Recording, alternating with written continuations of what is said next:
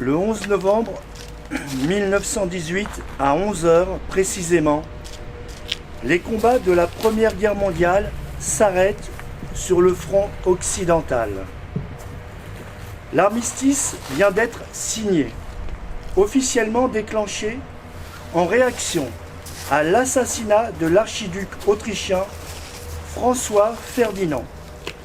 Cette guerre devenue mondiale a en réalité de multiples causes, parmi lesquelles un très fort nationalisme ancré dans toute l'Europe. Ainsi, en France, il existe un sentiment profond de revanche contre l'Allemagne depuis la perte de l'Alsace-Lorraine, lors de la guerre franco-prussienne de 1871. Par le jeu des alliances et parce que beaucoup des belligérants sont des pays coloniaux, le conflit va impliquer aussi les populations de plusieurs continents et s'étendre jusque dans les Balkans, le Proche-Orient et l'Empire ottoman. Aux 8 millions d'appelés en métropole s'ajoutent près de 850 000 hommes venus d'Afrique, d'Asie et d'Océanie. Cette guerre est nouvelle, elle est totale, elle est le premier conflit industriel de l'histoire profitant des capacités d'innovation et de production dans le domaine de l'armement.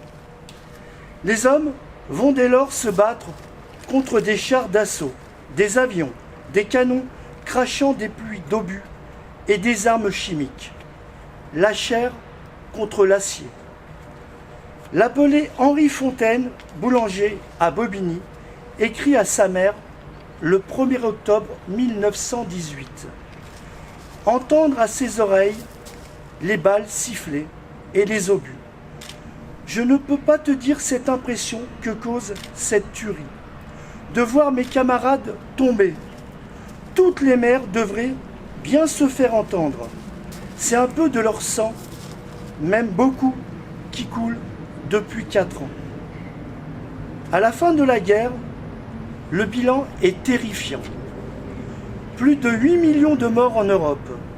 En France, 1,5 million de soldats tués, 17% démobilisés, 3 millions de blessés, mutilés ou gazés, 680 000 veuves, plus d'1 million d'orphelins.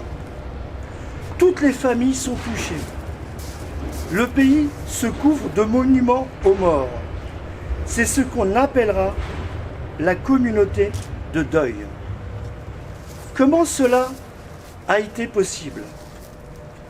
Comment des millions d'hommes, soldats, occasionnels, ont-ils pu tenir pendant ces 4 interminables années? C'est en s'interrogeant sur cette énigme que des historiens ont inventé, dans les années 90, la notion polémique de culture de guerre, à contre-courant des thèses développées jusque-là. Sans minimiser ou écarter la question de la responsabilité des élites, ces historiens décident de s'intéresser aux mentalités et au contexte de l'avant-guerre, interrogeant la force du sentiment national des Français, leur adhésion à la cause de cette guerre et à la haine contre l'ennemi ressenti et exprimé. Atténuons de fait l'image d'une guerre uniquement subie par des soldats victimes. Si cette approche est vivement critiquée et contestable sur certains points, elle décrit aussi une société entière tournée vers la guerre, jusqu'à la propagande et les représentations symboliques de l'ennemi. Cette culture de la guerre appelle une autre notion, celle de culture de la paix.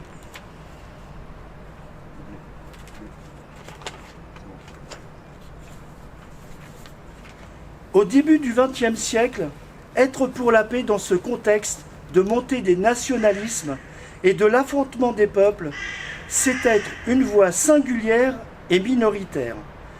C'est aller contre la culture des pères, cette culture de la virilité et de la force. C'est ce positionnement fondamentalement pacifiste qui transforme en cible le leader socialiste Jean Jaurès le 31 juillet 1914.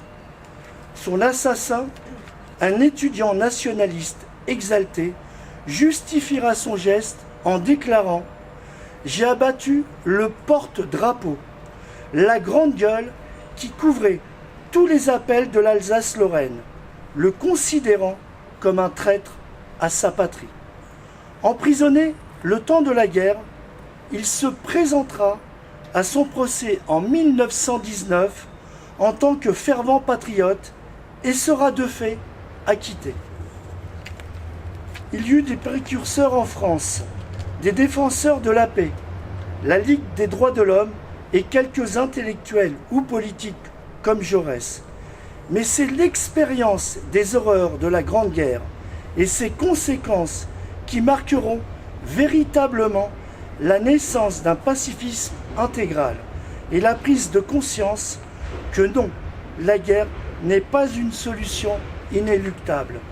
Cependant, la montée de l'antisémitisme et du fascisme dans les années 30 en Europe, la Seconde Guerre mondiale et son lot de monstruosités, les colonisations, les génocides, les racismes, les guerres d'aujourd'hui, prouvent à quel point la culture de paix est un droit fondamental à défendre, encore et toujours, contre la tentation de la résurgence de cette culture de guerre.